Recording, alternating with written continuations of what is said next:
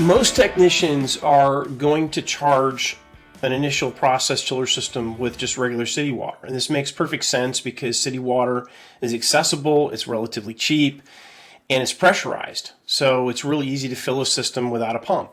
So that all makes great sense. The downside to charging a system with city water is the water comes from nature, right? In one way or the other, that's how we get it. That's how we collect it. And along with the city water, you're going to get some things that can potentially cause a problem eventually with a process chiller system.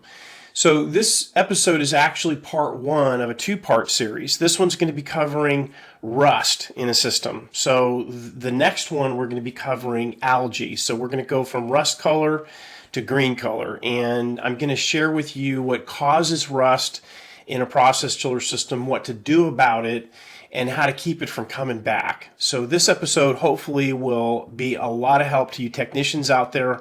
So when you show up on a site and you have a customer complaining about a system that's miscolored, you'll be able to quickly identify what the problem is and recommend the proper solutions. If you're checking out our podcast on one of the social platforms like LinkedIn or Facebook, all you have to do is check out in this post, you'll see a link that will also take you over directly to this week's episode. If you could do me a favor, and I know you've probably been asked this 1,000,001 times, if you like our content, in other words, you've checked it out before or you like this type of content, before you make your jump from one of the social platforms, consider clicking the like button. Again, I know you've been asked that a lot, but it's super helpful to us. It tweaks the algorithm a little bit, and it helps get the word out about our podcast to more and more people. So if you could do that before you make the jump and hit the link in this post, I'd really appreciate it.